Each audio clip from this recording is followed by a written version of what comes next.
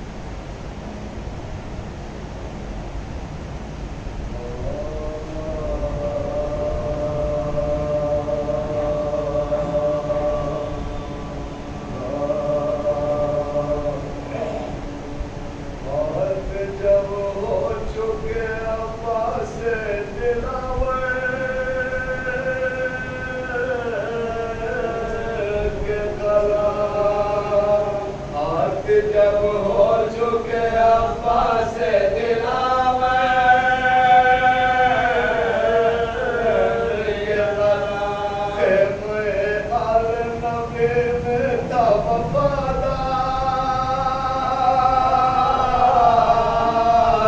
کا نام چند لمحوں کو ہی ٹھہرے تھے شہادت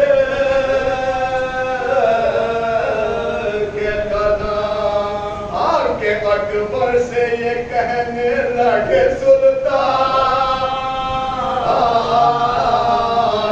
عمر کہ اکبر سے یہ کہنے لگے سلطان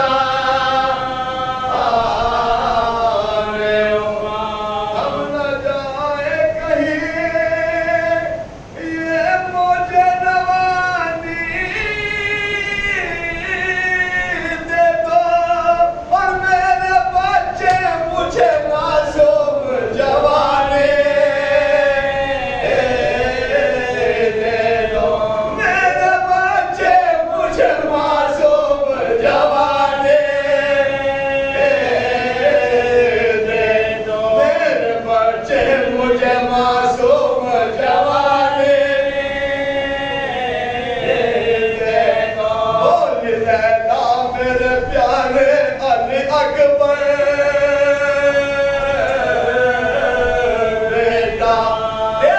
شرمندہ نہ ہو دائی سے مادر بیٹا آج دکھلا دے میرے دودھ کے جوہر بیٹا آج دکھلا دے میرے دودھ کے جوہر بیٹا اور خون سے اپنے لکھو میرا مقدر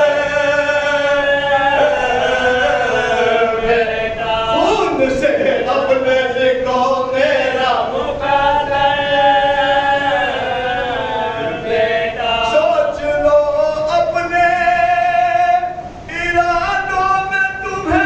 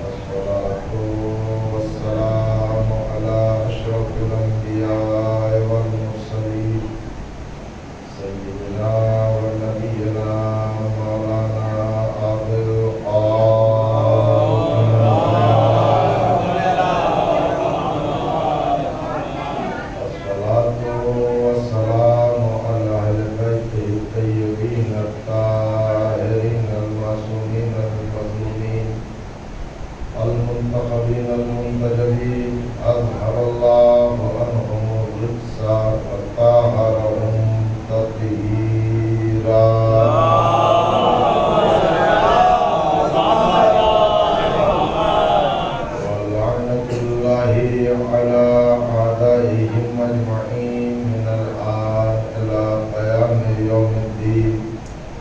أما بعد فقد قال الله تبارك سبحانه وتعالى في كتابه المجيد وقرآنه الحميد وقوله الحق. بسم الله الرحمن الرحيم. يا أيتها النفس المطمئنة ارجعي إلى ربك راضية مرضية فادخلي في عبادي وادخلي جنتي. صلوات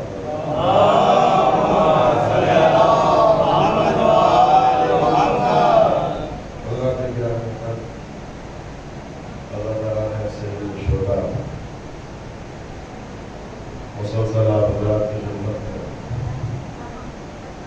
سورہ مبارکہ والفجر کی آخری آیتوں کی تلاوت کا شرف حاصل کر رہا ہوں. اس سورہ کا آغاز والفجر ولیال عشر یہاں سے ہوتا ہے. یہ سورہ سورۃ الحسین بھی کہلاتا ہے. اس سورہ کا دوسرا نام سورہ حسین. والفجر سے مراد سورہ عاشور اور 10 راتوں سے مراد وہ 10 راتیں ہیں.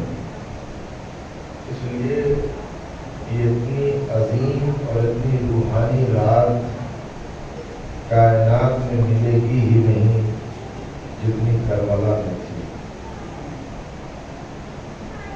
ارشاد ہوتا ہے اے نفس مطمئن واپس آ جا اپنے رب کی بارگاہ.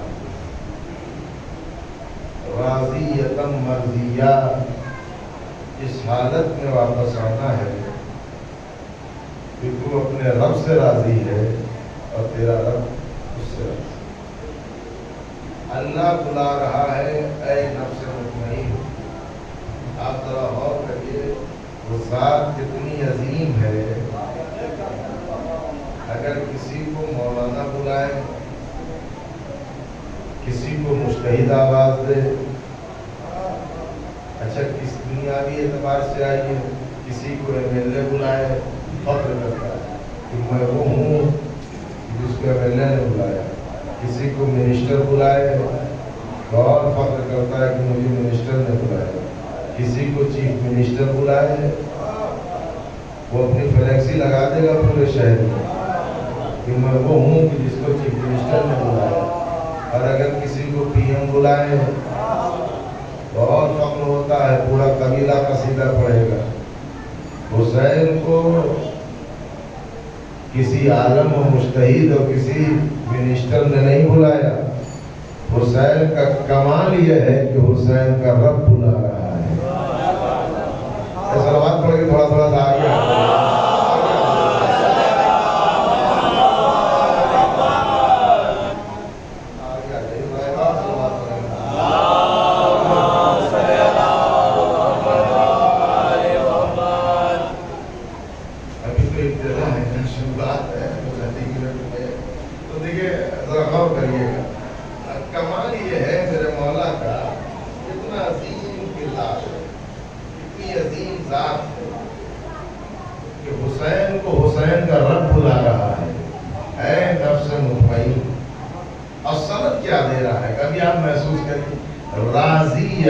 مرضیہ.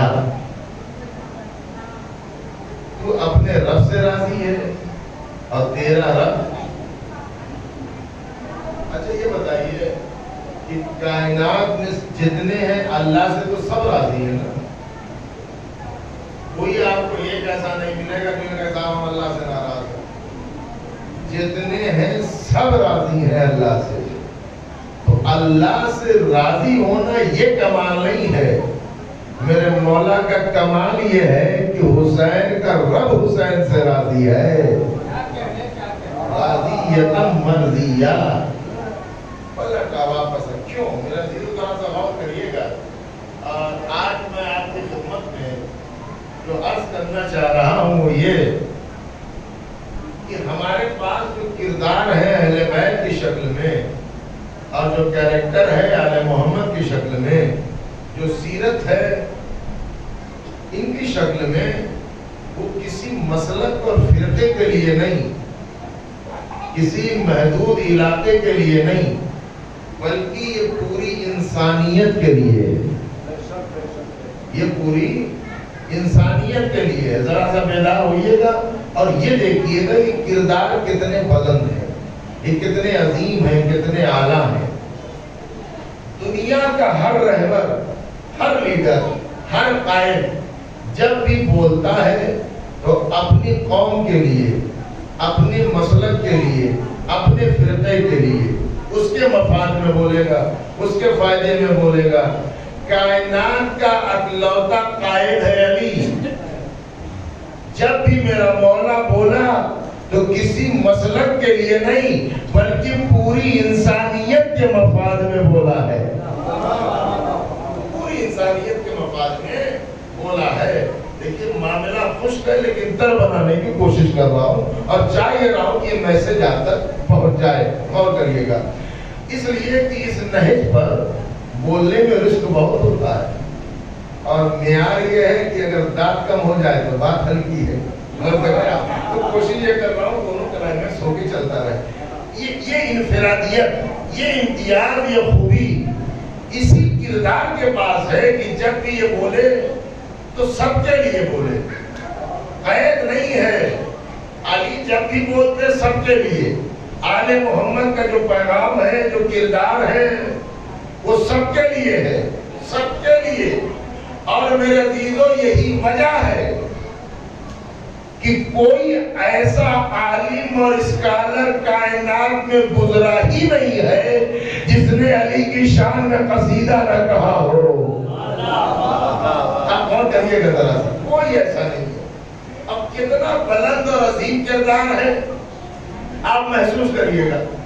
اتنا بلند کردار ہے میرے مولا کا کہ مقتول کی بہن بھی علی کی تعریف کر رہی ہے، مقتول کی بہن بھی قاتل کی تعریف کر رہی ہے۔ اور اسلام کی ہر مستند کتاب میں عمر ابن عدوت کی بہن کا قصیدہ موجود ہے۔ کیا کہتی ہے وہ؟ علی نے اس کے بھائی کو قتل کیا نا، مقتول کی بہن ہے نا، بتائیے مولا کی دشمن ہونی چاہیے یا نہیں ہونی چاہیے نا؟ ظاہر سی بات ہے، جس کے بھائی کو قتل کیا ہے وہ بہن تو دشمن ہونی چاہیے۔ سنیے اپنے مولا کے کردار کی بلندی۔ آئی وہ خندق میں اور آنے کے بعد اپنے بھائی کے جنازے کو دیکھا، میت کو دیکھا، لاش کو دیکھا، پہلا جملہ مقتول کی بہن کا، ما قتلوہ الا کفوا کریم، اس کا قاتل تو کوئی شریف النفس ہے۔ اس کا قاتل تو کوئی شریف النفس ہے۔ اپنوں سے قصیدہ پڑھوانا اور بات ہے، قاتل کی مقتول کی بہن سے اپنی کردار کا کلمہ پڑھوا لینا یہ علی کا کمال ہے۔ کیا کہتی ہے؟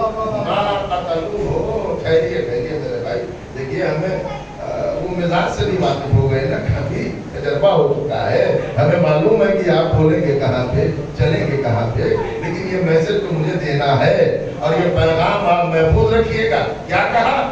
ما قتلوہ الا کفوا کریم۔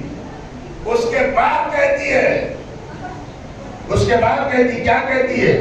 لو کانا، یہ مقتول کی بہن کہہ رہی ہے، چاہنے والے کی بات نہیں کر رہا ہوں، جس کو علی نے قتل کیا ہے اس کی بہن کہہ رہی، لو کانا قاتل امر غیر قاتلہ لکنتی ابکی علیہ آخر البلد۔ اے بھائی، اگر تیرا قاتل اس شریف کے علاوہ کوئی اور ہوتا تو غم اتنا بڑا تھا میں قیامت تک روتی، میں قیامت تک تیرا ماتم کرتی، لیکن کیا کروں؟ اب دوسرے یہ میں نے شروع کے دو شعر اس کے پڑھے، کیا کہا دوسرے؟ کہ میں قیامت تک لکنتی اب کی رہے آخر الابد، میں ابد تک تجھ پہ آنسو बहाती, मगर कातिल वो है मल्ला युआबो, वो कातिल है कि जिसकी जात में जर्रा बराबर भी ऐब नहीं है। वो है कि जिसकी जात में जर्रा बराबर भी ऐब नहीं है। और ऐसा क्यों ना हो, अब मैं देखता हूं कि आप कितना खामोश रहेंगे। वो कह रही है बहन अपने भाई के मैयत पर क्या कह रही है कि इसका जो कातिल है उसमें कोई ऐब नहीं है, शरीफुन नफ्स है। और ऐसा क्यों ना हो युद्आ अबू हो बैज़तिल बलद, क्योंकि इसका बाप भी जिसने कत्ल किया है वो भी मक्के के शरीफ इंसान था। सलावत पढ़ने मोहम्मद वाले।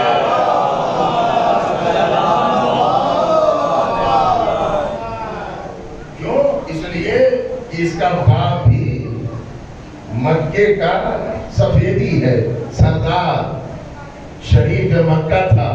आपने गौर की किरदार, इधर मकतूल की बहन कह रही है और उधर जो अली का कातिल है ना, वो भी अली में बुराई न निकाल सका। तवज्जो है आपकी? उससे पूछा ना मौला ने इब्ने मुल्जिम से, क्या मैं तेरा बुरा इमाम था? यानी आप बुरे नहीं है, लेकिन जिसका नसीब ही बुरा हो।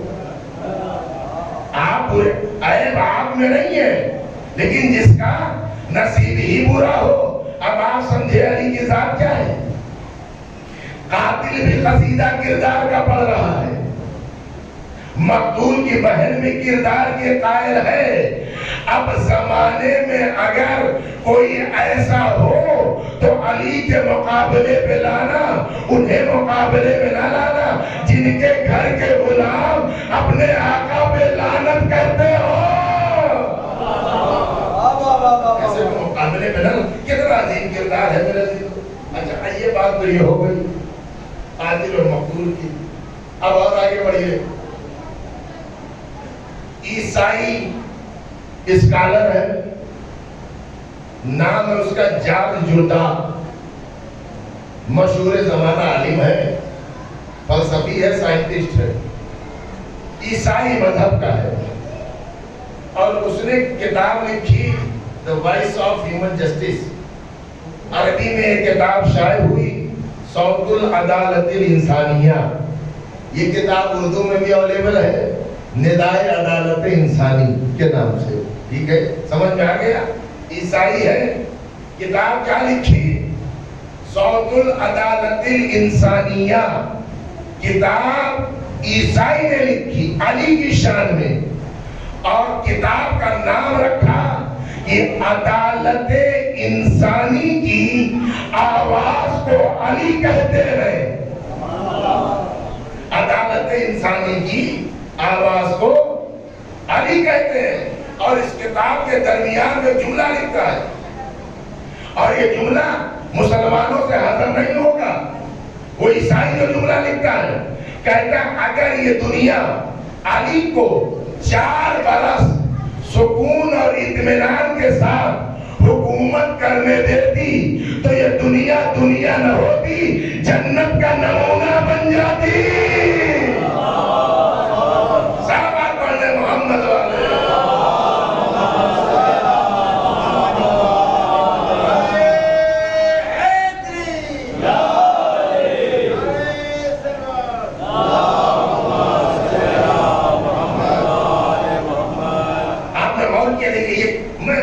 ये चाह रहा हूँ थोड़ा सा 10-5 मिनट और जरा सा चलिए इसी लाइन पे, और उसके बाद हम आ जाएंगे आपकी मजाक की तरफ से।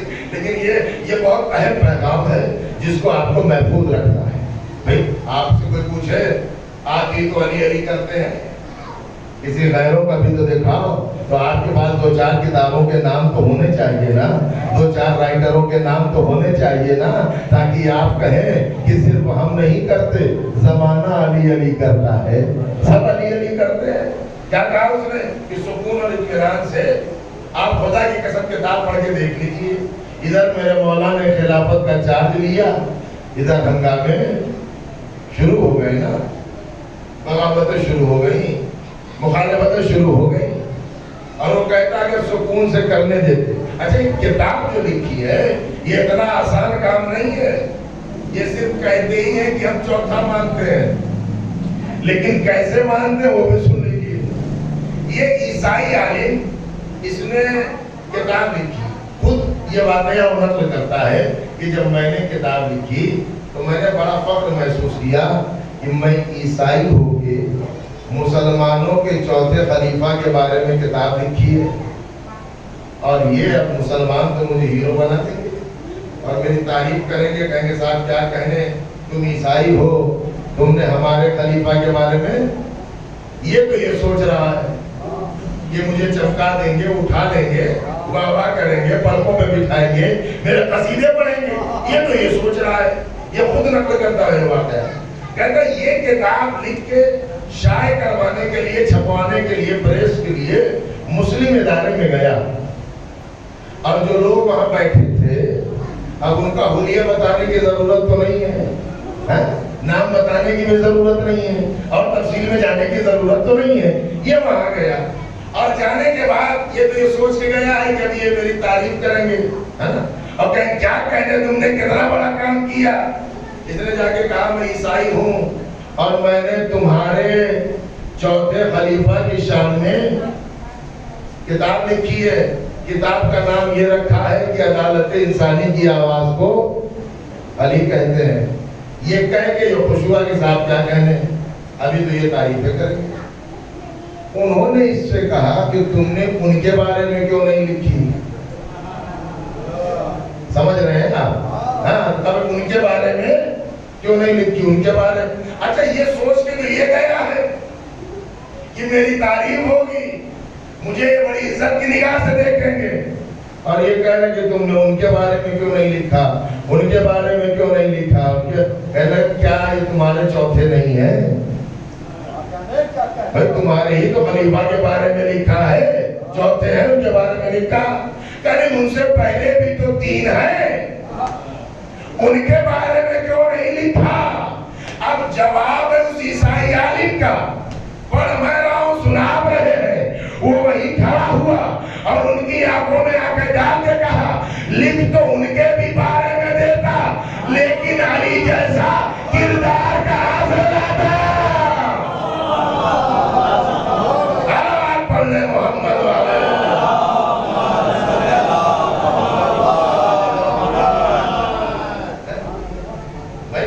राइटर हूँ, लिख दूंगा, किरदार कहां से लाता। अच्छा, खामोश तो हो गया, किरदार लाए कहां से है। इंतहा देखिए आप, ये बहुत पुरानी बात नहीं है, बहुत 14 साल या 1000 या 500 साल नहीं, 100-150 साल पुरानी बात है। किताब नहीं शाये की किसी भी मुस्लिम प्रेस ने, समझ रहे, ये है बुग़्ज़ अली। आज भी इतना है, नहीं छपी। ये मायूस हो गया, किताब नहीं छपी। ये आया और आके चर्च में बैठ गया, बुद्धिमान में लिख रहा है, चर्च में आके मायूस हो गए। मैं मेहनत की और इतनी रिसर्च से मैंने किताब लिखी और ये शाये नहीं कर रहे। चर्च में आके बैठा, कहां से अली को निकालोगे है? वो अपना मसौदा लेकर चर्च में बैठा हुआ है। जो चर्च का बाप है, फादर जो ईसाई राहिबानी जो है, उसने देखा इसको, पहचान गया, क्योंकि जाना पहचाना नाम है, पहचान के कहता है कि क्या बात है, क्यों इतने गमगीन और रंजीदा बैठे। इसने अपना पूरा मैटर कहा, मैंने ऐसे ऐसे किताब लिखी और ये साहब छापने के लिए मना कर रहे हैं। तो उसने कहा कि तुम फिक्र ना करो, वो नहीं छाप रहे हैं, किताब हम छापेंगे। एक भर किया आपने, कि वो नहीं छाप रहे ना, किताब हम शाये करेंगे। ये कहने लगा कि वो मुसलमान हो के नहीं छाप रहे हैं, उनके चौथे खलीफा की किताब वो मुसलमान हो के नहीं छाप रहे हैं, और आप ईसाई हो के छापेंगे। जवाब सुनिएगा और देखिएगा आपके मौला की अजमत क्या है। गैरों के यहाँ वो ईसाई कहने लगा, असल में जिसकी शान में और जिसके सिलसिले में तुमने ये किताब کی ہے اس علی کا احسان ہماری پوری قوم عیسائیت پر ہے، پوری عیسائیت پر ہے۔ یہ واقعہ اس نے نہیں پڑھا تھا جو یہ سنا رہا ہے کہ وہ کون سا احسان ہے، تاکہ جب علی نے کوفے میں ظاہری خلافت کا چارج لیا اور خلیفہ بنے اور حاکم بنے تو ہمارے اس وقت کے جو بزرگ عیسائی تھے وہ علی کے بارگاہ میں گئے کہا یا علی آپ حاکم ہیں، آپ کے ہاتھ میں حکومت ہے، اقتدار ہے، سلطنت ہے، آپ ہمارے ساتھ کیسا سلوک کریں گے، آپ کا برتاؤ ہمارے ساتھ کیسا رہے گا؟ جملہ ایک ہی ہے جو میرے مولا نے کہا تھا۔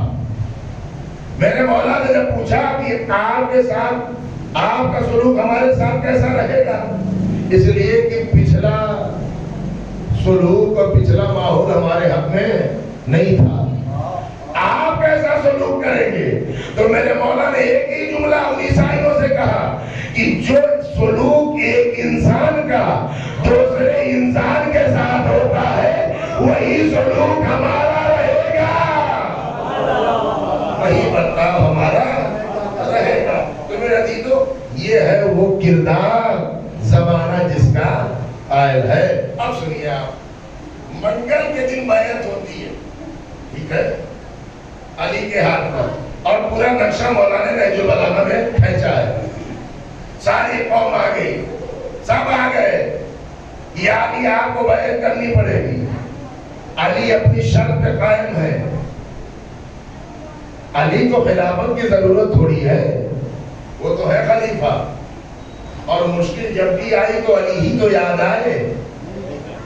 میں اکثر یہ جملہ کہتا ہوں کہ کوئی ایسا نہیں ہے جس نے علی سے پوچھا نہ ہو، کوئی ایسا نہیں ہے جس نے علی سے آ کے سوال نہ کیا ہو، اور کوئی ایک دکھا دو جس سے علی نے پوچھا ہو، نہیں اور کیا؟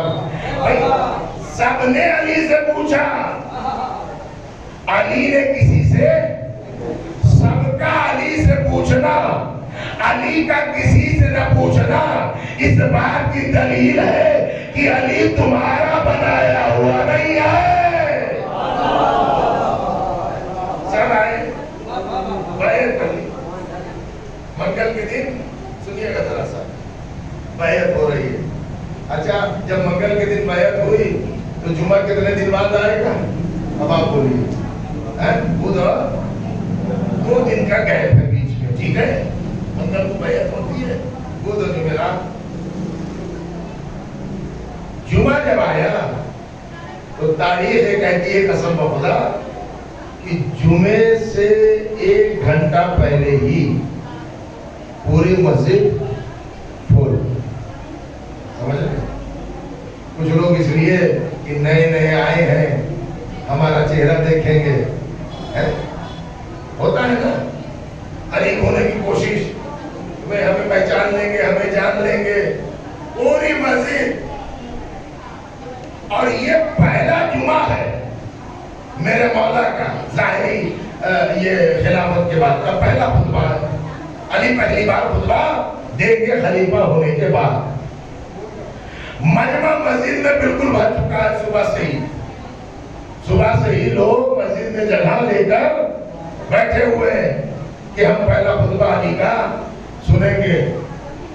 اور میرا مولا پہلی بار بالکل عین وقت پہ جا رہا ہے، ورنہ میرا مولا مسجد میں پہلے چلے جاتے تھے۔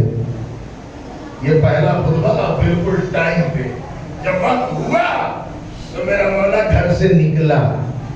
جب گھر سے نکلا تو مسجد میں تو سب لگی ہوئی ہے پیچھے تک، میرے مولا نے آگے جانا چاہا، آگے جانا چاہا۔ اب آپ دیکھیے قسم خدا، جو لوگ بیٹھے ہوئے تھے نا، یہ لگے آپ کہاں جائیں گے، آپ کہاں جائیں گے؟ تب جانے تو کہا نہیں، راستہ نہیں ہے۔ اگر آگے جانے کا اتنا ہی شوق تھا تو پہلے سے آئے ہوتے۔ ہم 3 گھنٹے سے بیٹھے ہوئے، 2 گھنٹے سے یہاں بیٹھے ہوئے، अच्छा तो बीच से रास्ता नहीं दिया मेरा मौला, दाहिनी तरफ पे इस साइड से चला जाओ। वहां भी लोगों ने वही कहा, बाई तरफ आए, आके कहने लगे भाई आप यहीं बैठ जाइए, आप क्यों डिस्टर्ब कर रहे हैं मजमे को, आप क्यों डिस्टर्ब कर रहे हैं, आप जाने नहीं दे रहे, आपको आगे जाने का इतना शौक था तो सवेरे से आ जाते। मेरे मौला ने कहा कि तुम आए क्यों हो, है सो रहे हैं ना। अली ने कहा उनसे कि तुम सुबह से यहाँ क्यों आए हो। ऐसे गौर से देखा, कहा तुम्हें खबर ही नहीं है, आज अली खुतबा देंगे अपनी खिलाफत का पहला, उन्हीं को सुनने के लिए आए हैं। मेरे मौला ने कहा अली को सुनना भी चाहते हो, अली को जाने भी नहीं दे रहे हो। मैं आपसे सवाल ये कर रहा हूँ, कसम बोला सवाल कर रहा हूँ, और सवाल मेरा ये है कि इससे पहले जितने आए लश्कर के साथ आए, काफिला बना के आए, नारे लगवाते हुए आए, एक घेरा बना के आए, जितने आए अली तन्हा आए और बता दिया खबरदार मुझ अली को न लश्कर से पहचानना, न काफिले से पहचानना, न लिबास से पहचानना, अगर अली को पहचानना तो अली के किरदार से।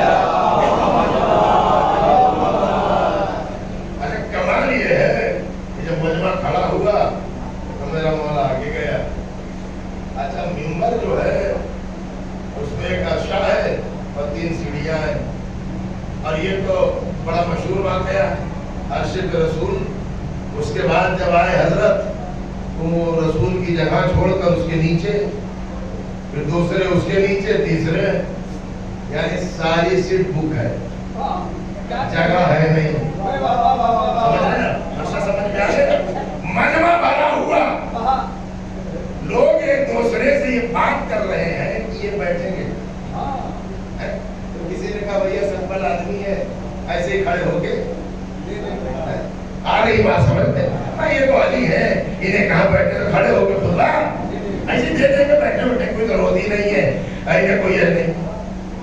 अच्छा कुछ तो ये देख रहे हैं बैठे, मुझे कहा भाई ऐसे ही, खुदा की कसम अजीब मंजर है, मजमा देख रहा है अली को, अली ने अपने कदम रखे पहले जीने पर।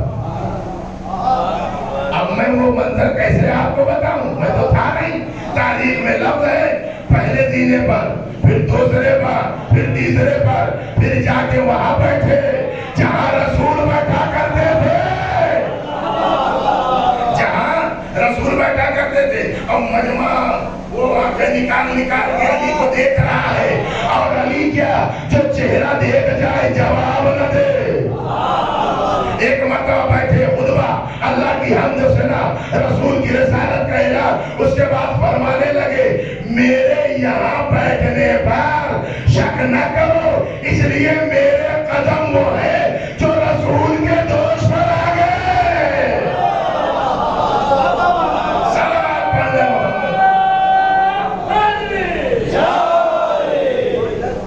मेरे यहाँ बैठने पर तुम्हें हैरत हो रही है,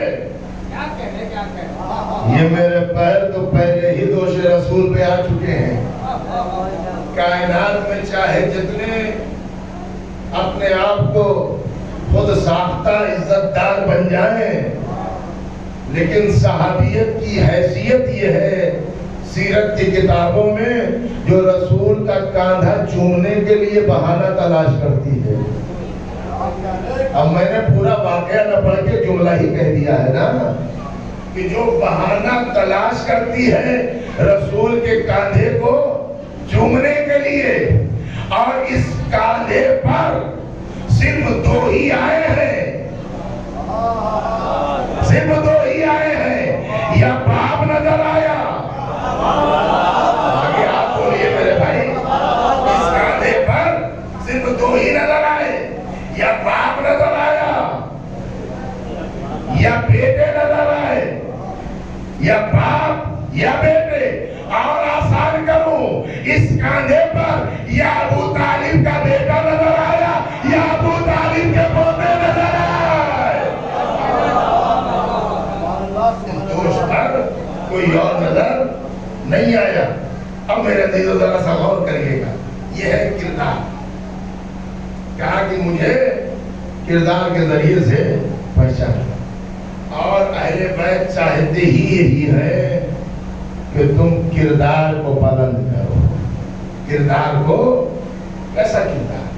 دیکھیے مولا نے فرمایا کہ 3 چیزیں ایسی ہیں جس میں مذہب نہ دیکھنا، انسانیت دیکھنا۔ غور کریے گا نا، اب یہ پورا انسانیت پہ ہی چل رہا ہے نا، تھوڑا سا یہ بھی سن لیجیے۔ کیا ہے یہ 3 چیزوں میں مذہب کیا دیکھنا؟ انسانیت۔ پہلی چیز بر الوالدین، والدین کے ساتھ حسن سلوک، اگرچہ وہ کافر و مشرک ہی کیوں نہ ہو۔ تو جب اسلام کافر و مشرک ماں باپ کے احترام کا قائل ہے، تو جو مومن ماں باپ ہوں، عزادار ماں باپ ہوں، کیسے پسند کرے گا کہ ان سے جھڑک کر کوئی بات کرے؟ نہیں غور کرے، کیسے پسند؟ سوچنے کی بات ہے نا۔ اب الوفاء بالعہد، جس کسی سے بھی وعدہ کرو، اچھا بات آ رہی سمجھ میں نا، وہ کیا مطلب ہے؟ اس میں نہ دیکھنا کہ صاحب ہم نے نان مسلم سے وعدہ کیا تھا تو پورا نہیں کریں گے، اگر وعدہ کیا ہے تو پورا کرو۔ رد الامانہ، امانت واپس کرو چاہے جس کی ہو، چاہے جس کی ہو۔ یہ خیال نہ کرنا کہ کافر کی امانت ہے تو نہ دیں، مشرک کی امانت ہے تو نہ دیں۔ تو رسول کے پاس کس کی امانتیں تھیں؟ تاریخ پہ ہے نا نظر، رسول کے پاس کس کی امانتیں تھیں؟ مسلمانوں کی، مومنین کی، یعنی کافروں کی اور مشرکوں کی امانت تھی۔ اب کتنا امین ہے یہ رسول کہ کافروں کو اپنی اولاد پہ بھروسہ نہیں، امانت اپنے گھر نہیں رکھوا رہے ہیں۔ آپ ذرا غور کریے، جن کی امانتیں رسول کے پاس ہیں ان کی اپنی فیملی بھی تو ہے کہ نہیں؟ فیملی ہے، ان کا اپنا گھرانہ ہے، ان کے اپنے بیوی بچے ہیں، ماں باپ ہیں، لیکن کسی کے پاس امانت نہیں۔ کافروں مشرکوں کو بیوی پہ یقین نہیں ہے، باپ پہ یقین نہیں ہے، اولاد پہ یقین نہیں ہے، لیکن میرے نبی پر یقین ہے، میرے نبی پر یقین ہے کہ امانت یہاں سے ضائع نہیں ہوگی، یہ امین ہے۔ حد تو یہ ہو گئی میرے عزیزو کہ جو قتل کرنے آئے ہیں انہی کی امانتیں بھی ہیں۔ ایک روایت دکھا دے زمانہ مجھے کہ قتل کرنے سے پہلے انہوں نے اپنی امانتیں لی ہوں۔ اگر کسی کے بارے، کسی بینک کے بارے میں یہ شور ہو جائے، افواہ ہو جائے اس کا دیوالیہ ہونے والا ہے، بند ہونے والا ہے، تو پیسے نکالنے کے لیے لائن لگ جاتی ہے، نہ بھی ہونے والا ہوگا تب ہو جائے گا، یہ ہوتا ہے کہ نہیں ہوتا؟ لیکن کافروں مشرکوں نے کسی نے اپنی امانت نہیں لی، ایک دن پہلے امانت لے لیتے، لیکن وہ جانتے ہیں کہ یہ مر بھی جائے گا، امانت نہیں مرے گی۔ کہیں اور کیا آپ نے؟ اور کتنا امین ہے، ایک جملہ کہہ رہا ہوں، کتنا امین ہے یہ رسول جو کافروں اور مشرکوں کی امانت کو بغیر امین ہاتھ میں دیے ہوئے شہر نہ چھوڑے، بغیر امانتوں کو کسی امین ہاتھ میں دیے ہوئے جو شہر مکہ نہ چھوڑے، وہ اسلام جیسی امانت کو یوں ہی چھوڑ کر دنیا سے چلا جائے گا۔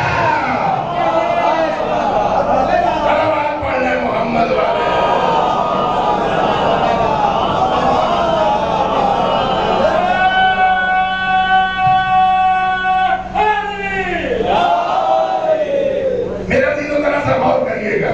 اس لیے معاملہ یہ ہے، یہ چیز کردار محمد سے کتنی منسلک ہے اور کتنی عظیم بات ہے. یہ دشمن ہے، قتل کرنے آئے، امانتیں رکھی ہیں. ارے بھائی پہلے اپنا مال لے لو پھر قتل کر دو.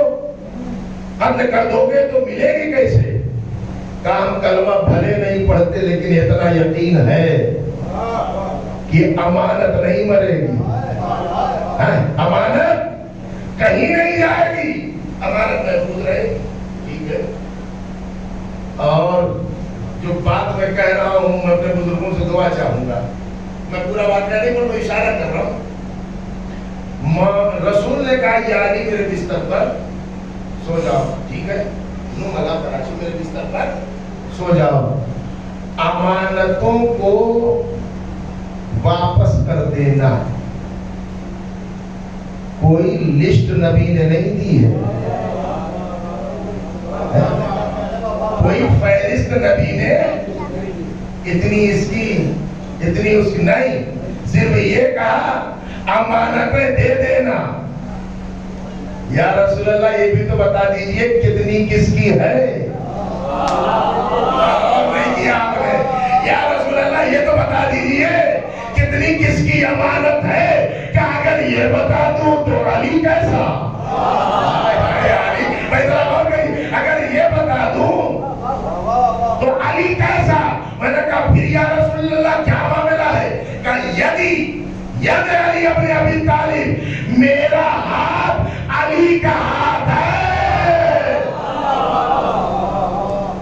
جو میرا ہاتھ ہے وہی علی کا ہاتھ ہے، جو علی کا ہاتھ ہے وہی میرا ہاتھ ہے. اچھا کیا کیا رسول نے؟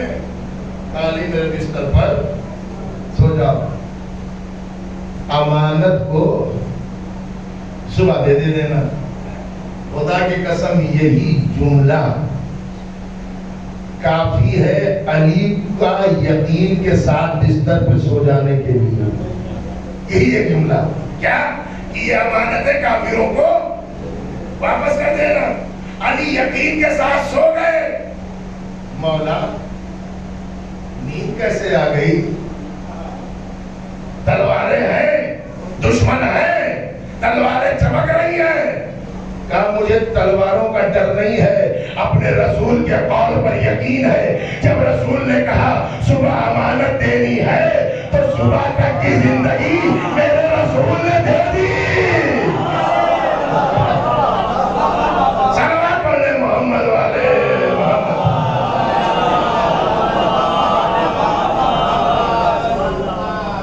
صبح تک کی زندگی بس امانتیں جبھی تو دوں گا جب زندہ رہوں گا، جب رہوں گا تبھی تو دوں گا. اب سنیے آپ، خدا کی قسم جو تاریخ نے منظر لکھا ہے. صبح ہوئی، جو آئے وہ تو آئے، ایک الگ بات ہے. میرے مولا نے صبح ہجرت چادر بچھائی اور امانتوں کو وہاں پر لا کر کاش کی یہ میسج میں پہنچا دے گا. خدا کی صبح چادر بچھا دی اور جتنے کافروں کی امانت تھی لا کے چادر پہ رکھ دی. آواز دی جس کی جتنی ہے آگے لے لے، جس کی جتنی ہے آگے لے لے، لیکن خبردار اتنی ہی لینا جتنی ہے. حضر کر رہے بھائی آپ دیکھیے، جس کی جتنی ہے لے لے لیکن اتنی ہی لینا جس کی جتنی ہے. اس کا مطلب یہ ہے کافروں نے اتنی ہی لی، کچھ زیادہ لینے کی کوشش نہیں کی. وہ کافر بھی جانتے تھے جو علم رسول کا ہے وہی علم علی کا ہے. جو رسول کا مزاج ہے وہی علی کا مزاج ہے. چلیے تھوڑا اور آگے بڑھتے ہیں. غور کریے، سرکار رات کے وقت نکلے، کسی کو نہیں نکلنا تھا وہ بھی نکلا. اب یہ تاریخ اسلام نقل صاحب ہے نا، بڑے عجیب جملے لکھتے ہیں. وہ کہتے ہیں کہ وہ بزرگ جب نکلے، جبکہ رسول نے کہا تھا خبردار کوئی مسلمان نہ نکلے آج کی رات، لیکن وہ نکلے. رسول نے کہا تھا مسلمان نہ نکلے، ہے؟ وہ نکلے، اب کیا کہہ سکتے ہیں اس سے زیادہ؟ وہ نکلے، جب وہ نکلے تو انہوں نے دیکھا، کہاں جا رہے ہو؟ کہاں جا رہے ہو؟ رسول نے کہا میں نے منع کیا تھا، یہ نکلا ہے۔ تو اب تاریخ اسلام نقل صاحب نے لکھا یہ رسول کی مصلحت تھی کہ ان کو واپس نہیں کیا، واپس نہیں کیا، اس لیے اپنے ساتھ لے گئے، کیونکہ واپس بھیج دینا خطرے سے خالی نہیں تھا۔ لے کے چلے گئے، کہا تم بھی میرے ساتھ چلو، آ گئے، پہنچے۔ ایک شخص ایسا ہے کہ جو نشان قدم سے بتا دیتا ہے کتنے آدمی گئے۔ کافروں مشرکوں نے اس کو ہائے کیا، کہا جتنی دولت کہے گا دے دیں گے، جتنا درہم و دینار کہے گا دے دیں گے، بس پتہ لگا دے کہ گئے کدھر ہے۔ اور اس کو لیا، وہ چلا نشان قدم کو دیکھتا ہوا، کہا یہ قحافہ کے بیٹے کا قدم ہے، یہ محمد کا قدم ہے، یہاں پر قحافہ کے بیٹے کو ٹھوکر لگی، یہ سب تاریخ کے جملے ہیں۔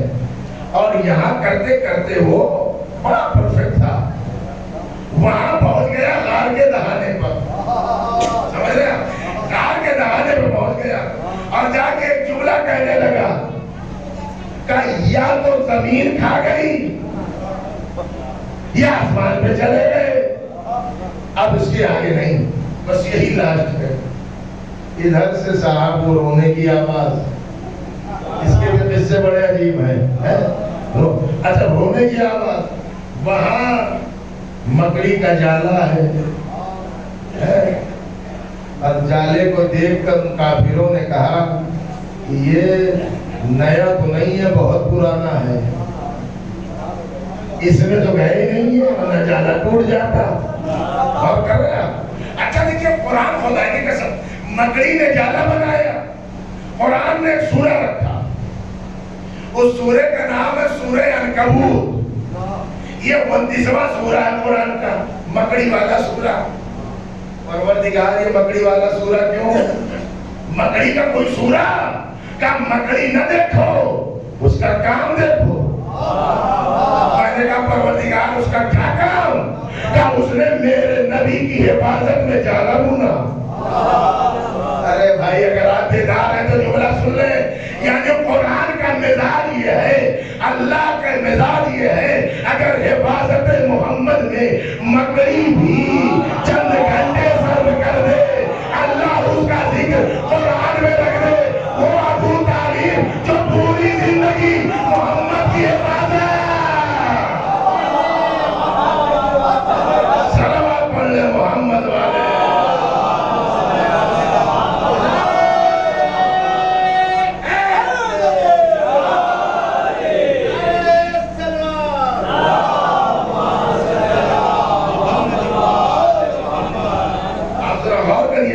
یہ وہ بات ہے جس میں غور کرنے کی ضرورت ہے۔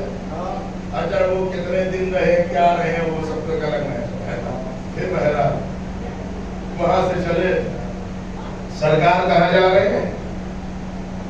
مدینے میں۔ کہاں سے جا رہے ہیں؟ مکے سے۔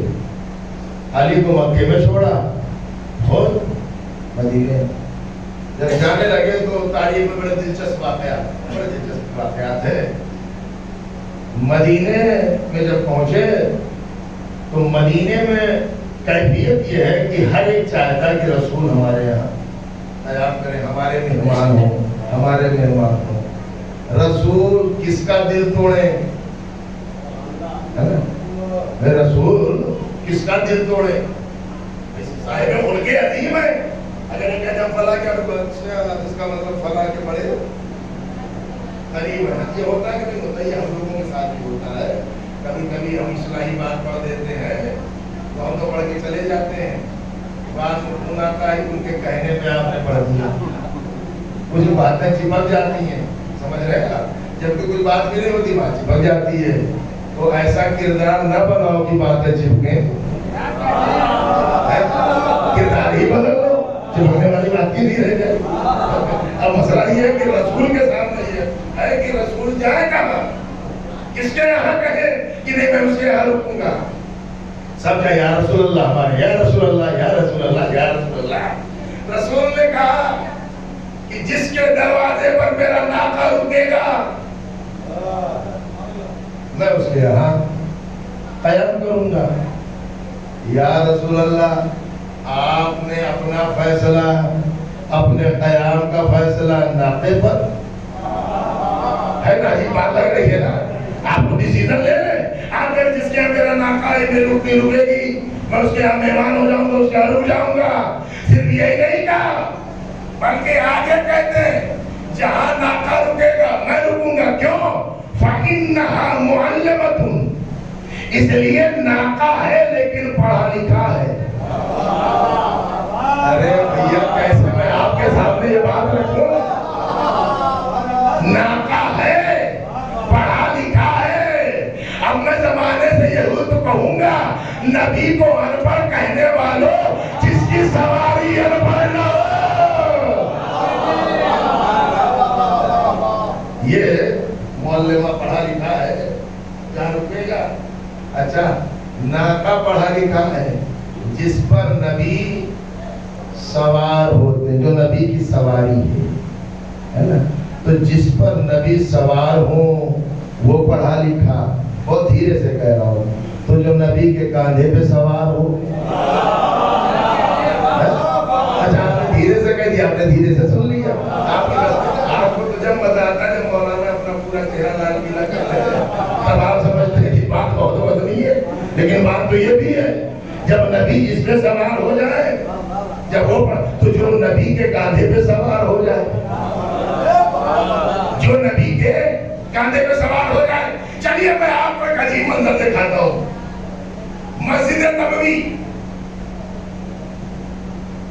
رسول کے پیچھے نمازیوں کی صف، وہ مقدس نمازی، شروع کے مسلمان پکے والے، بالکل مسلمان. مسجد امام حسین کا مسجد میں رسول کے پشت پر آنا.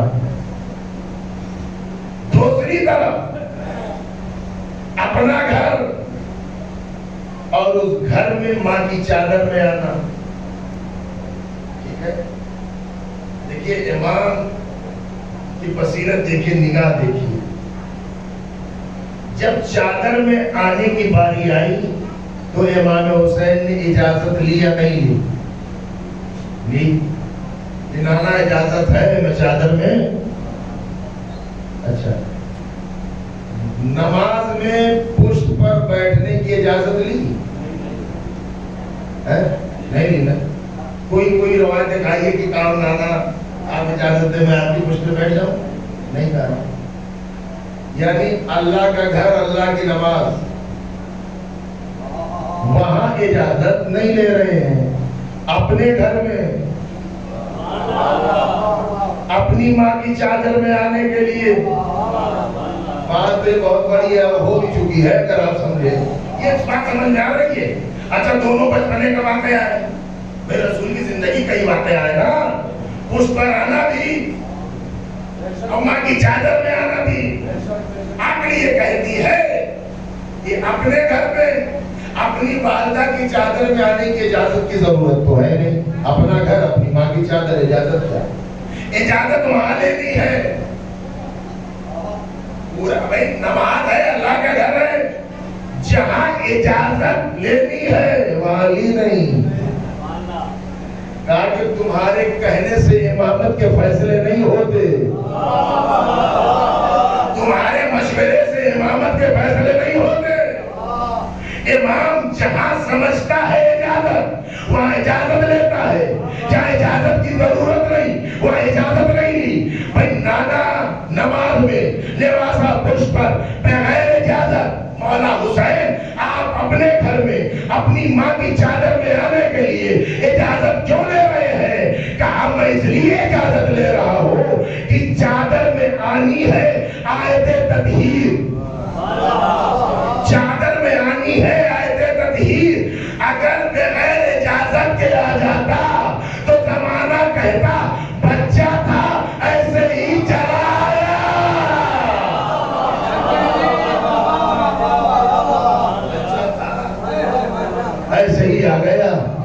اذن رسول کی مہر لگوا لی ہے کہ رسول کی مرضی سے آیا ہوں، آیت تطہیر کا مصداق ہوں،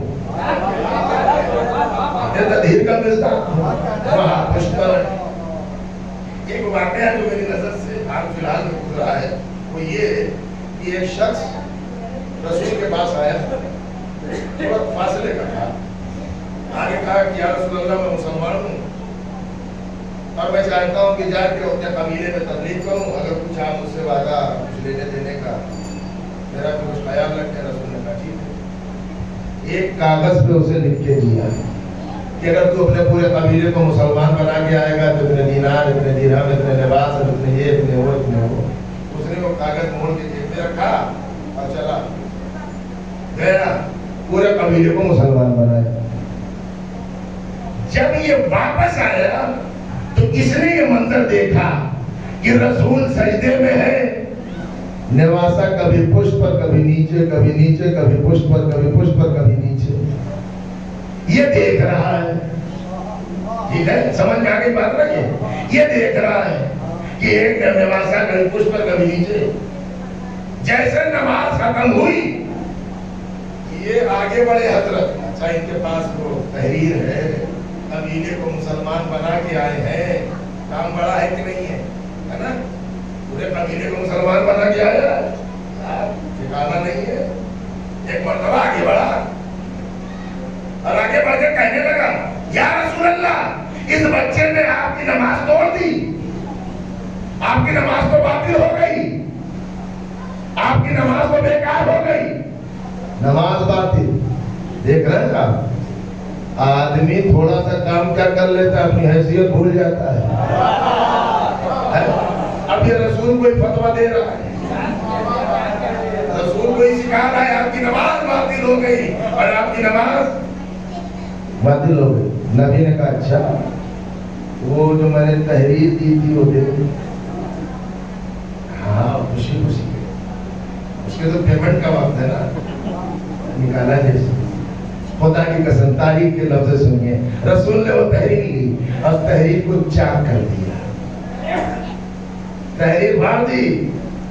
یا رسول اللہ یہ کیا کیا آپ نے جتنا دینے کے لیے کہا تھا، کہا کہ جس کو میرے حسین کی عظمت پر شک ہے اس کے لیے میرا کوئی وعدہ نہیں ہے، وعدہ اس کے لیے ہے حسین کا ہے۔ بس میرے عزیزو جو حسین کا نہیں ہے اس کے رسول نہیں، جو رسول کا نہیں وہ حسین کا نہیں۔ کون حسین؟ جس نے کربلا آباد، کون حسین؟ جس نے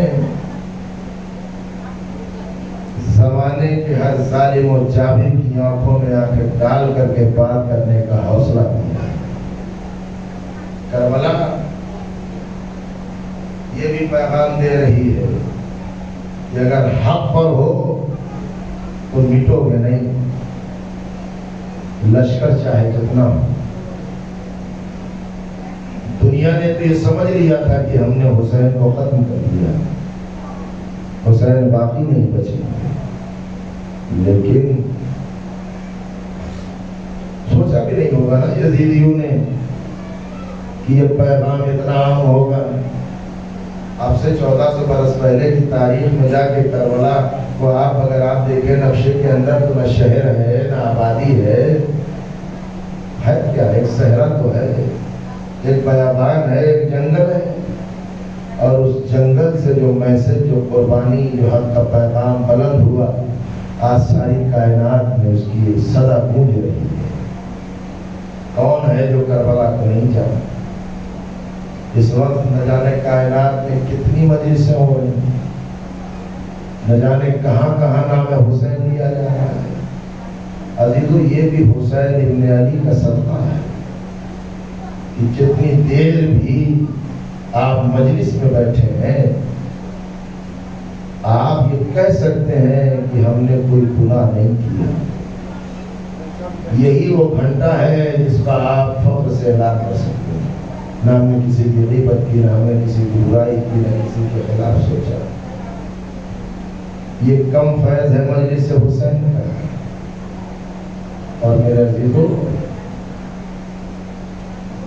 یہ وہ تحریک ہے کہ جو کبھی رکنے والی نہیں ہے، اس لیے کہ تحریک کا آغاز ہی ظالم کے دربار سے ہوا ہے۔ یہ تحریک اپنوں کے مجمع سے نہیں شروع ہوئی ہے، دشمنوں کے علاقے سے شروع ہوئی ہے، اور آزاداری کو کوئی چلاتا نہیں ہے، آزاداری خود چلاتی ہے۔ بس میرے عزیزوں، حسین کربلا میں اولاد کو قربان کیا، ہر شہید کے پاس میرا مولا گیا، شہید کے لاشے کو اٹھایا، اللہم تقبل ھذا القربان، اے میرے پروردگار مجھ سے میری اس قربانی کو قبول کر لے۔ حسین بتلا رہے ہیں یہ ختم نہیں ہو رہے ہیں، اللہ کی راہ میں قربان ہو رہے ہیں، اور جو حق کے لیے جان دے دے وہ ختم نہیں ہوتا، وہ زندہ رہتا ہے، وہ بحیات رہتا ہے، وہ صاحب اختیار رہتا ہے۔ رونا تو اس بات کا ہے کہ جو گھرانہ غریبوں کی مدد کرنے والا، یتیموں کا خیال رکھنے والا تھا، زمانے میں اس گھر کے یتیموں کے ساتھ کیا سلوک کیا۔ عزیزوں، اسی کوفے کی بات ہے، جو مولا خلیفہ تھے، کہیں سے جب شہد آتا تھا بیت المال میں تو علی کوفے کے یتیم بچوں کو بلاتے تھے، جتنے یتیم ہوتے تھے بچے وہ آ جاتے تھے، اور علی اپنے ہاتھوں سے اپنی انگلیوں سے انہیں شہد چٹاتے تھے۔ کسی نے کہا کہ علی آپ ان بچوں کو شہد، یہ بچے یتیم ہیں، انہیں شہد کی اتنی ضرورت نہیں، انہیں باپ کے پیار کی ضرورت ہے۔ یتیم بچوں کو اپنے ہاتھوں سے علی کھانا کھلاتے تھے، اپنے ہاتھوں سے کھلاتے تھے۔ تاریخ میں یہاں تک ہے کہ کچھ لوگ کہنے لگے کہ ہم علی کے دور میں یتیم ہو جاتے تو ہمیں کم از کم علی کے ہاتھوں سے کھانا تو نصیب ہو جاتا۔ میں آپ سے یہ کہہ رہا ہوں کہ 1400 برس بعد جو بات میں آپ کو سنا رہا ہوں، کیا یہ بات جناب سکینہ نے نہیں سنی ہوگی؟ کیا یہ بات مولا حسین نے اپنی بچی کو نہیں بتائی ہوگی کہ بیٹی تیرا دادا یتیموں کو ایسے کھلاتا تھا، بیٹی تیرا دادا یتیموں کے ساتھ یہ سلوک تھا، بتایا تھا، جناب سکینہ کو معلوم تھا۔ اسی لیے حمید ابن مسلم یہ کہتا ہے کہ جب خیمے جلنے لگے، خیمے لوٹے جانے لگے، بیویاں ایک خیمے سے دوسرے خیمے میں گئیں۔ آپ کو معلوم ہے جب خیموں میں آگ لگی تو بیویوں کی کیا کیفیت تھی؟ سید سجاد سے کسی نے مدینے میں پوچھا، مولا جب خیمے میں آگ لگی تو بیویوں کی کیفیت کیا تھی؟ مولا کے ہاتھ میں تسبیح تھی، زمین پہ گرائی، تسبیح کا دھاگا ٹوٹ گیا، دانے بکھر گئے، چاروں طرف دانے بکھر گئے۔ تو میرے مولا نے روک کے کہا، میں نے جواب تو دے دیا۔ کہا مولا میں سمجھا نہیں۔ کہا میں نے جواب دے دیا، جیسے تسبیح کے دانے زمین پہ بکھر گئے، ایسے خیموں میں آگ لگنے کے بعد جزاکم ربکم خیر الجزا۔ عزیزو، ایک مرتبہ وہ بچی امیر ابن مسلم کہتا ہے کہ جس کا کرتا جل رہا تھا، جس کے گوشوارے چھینے جا چکے تھے، کانوں سے لہو ٹپک رہا تھا، یہ کہتا کہ میں نے چاہا کہ میں جلتے ہوئے کرتے کا دامن بجھا دوں۔ وہ بچی کہنے لگی، شیخ ہمارے قریب نہ آنا، ہمارے محمد ہے، ہمیں ہاتھ نہ لگانا۔ کہا بیوی میں تو آگ بجھانے کے لیے آنا چاہتا ہوں۔ کہا نہیں، میرے قریب نہ آنا، اگر احسان کرنا چاہتا ہے تو بس مجھے نجف کا راستہ بتا دے کہ نجف کا راستہ کدھر سے جاتا ہے۔ حمید ابن مسلم کہتا ہے، اے بچی نجف یہاں سے بہت دور ہے، اندھیری رات ہے، یہ تیرے ننھے اتنے قدم ہے، نجف جا کے کرے گی کیا؟ کہ نجف میں میرا دادا رہتا ہے، میرے بابا نے بتایا تھا کہ میرا دادا یتیموں کا بڑا خیال رکھتا ہے، میں جا کے دادا کے قبر سے لپٹ کے کہوں گی اے دادا دوسروں کے یتیموں کا اتنا خیال، دادا میں بھی آپ کی یتیم بچی ہوں۔ اجرکم اللہ۔ دادارو یہ جناب سکینہ ذرا تصور کریے گا، ایک عجیب کیفیت ہے، وہ اندھیری رات، وہ بچے سہمے ہوئے ہیں، اور ایسی کیفیت میں حسین کی یتیمہ اپنے بابا کو تلاش کرتی ہوئی چلی۔ بابا پانی دیتا ہے کوئی اور نہ غذا دیتا ہے، ماں کی گودی میں جو بیٹھوں تو اٹھا دیتا ہے، بے پدر جان کے ہر ایک ستاتا۔ عجیب عجیب اب اس نے میرے عزیزو ذرا غور کریے گا، جو بھی آتا ہے تماچا وہ لگا دیتا ہے۔ آپ یہ نہ محسوس کریے کوئی ایک معلوم تھا، حسین کی یتیمہ کو تماچا نہ جانے کتنوں نے مارا ہے، جو بھی آتا ہے تماچا وہ لگا دیتا ہے۔ بابا جلتے ہوئے خیموں سے کیسے نکلتی میں، عجیب مصرے جناب میر انیس نے کہے ہیں، پیام آدمی نے کہے ہیں، یہ وہ کیفیت ہے جو شان غریبہ کی ہے۔ عزیزو آپ نے یہ سنا ہوگا نا کہ جناب سکینہ آئی باپ کے سینے سے لپٹ گئی، مقتل کے جملے اس سے بھی سخت ہیں۔ جب بچی باپ کے قریب آئی ہے نا تو پہلے بابا کے لاشے کا طواف کرتی رہی، اس لیے کہ پورے جسم پر تیر لگے ہوئے تھے۔ سکینہ جگہ تلاش کرتی رہی، میں بابا کے اوپر کیسے لیٹوں؟ عزیزو اس یتیمہ نے تیروں پہ سر رکھ دیا۔ آپ کبھی بچے کو آغوش میں لیتے ہیں نا تو بچے کی عادت ہوتی ہے، کبھی پیشانی پہ ہاتھ لگاتا ہے، کبھی کانوں کو چھوتا ہے، کبھی رخسار کو چھوتا ہے، بڑا حساس شیر ہے۔ ایک مرتبہ جناب سکینہ نے ایک مرتبہ گردن کی طرف جب ہاتھ بڑھائے تو کہنے لگی بابا آپ کا سر کہاں ہے؟ اے بابا آپ کا سر موجود نہیں ہے۔ عزیزو یہ حسین کی یتیمہ کربلا سے لے کے کوفہ سے لے کے شام، کتنے ظلم و ستم حسین کی یتیمہ نے سہے ہیں۔ عزیزو سید سجاد اکثر کہتے تھے مجھے آج بھی اپنی بہن کا وہ جملہ رلاتا ہے، جب مجھے یاد آتا ہے جب سکینہ پوچھتی تھی اے بھیا ہمیں اپنے وطن جانا کب نصیب ہوگا، ہم اپنے وطن کب جائیں گے؟ عزیزو جو وطن جانے کے لیے تڑپتی رہی آج بھی قید خانے میں، آج بھی تنہا ہے۔ جب یہ قافلہ رہا ہو کے چلا، علی کی بیٹی نے شام کی عورتوں سے جملے کہے، اے شام کی رہنے والیوں تمہارے بچے سلامت رہے، ہماری بھی ایک بیٹی تھی جو اس پردیس میں دنیا سے چلی گئی، جب تمہیں اپنے کاروبار دنیاوی سے فرصت ملے تو ایک چراغ قبر سکینہ میں جلا دینا، میری بچی اندھیرے سے بہت گھبراتی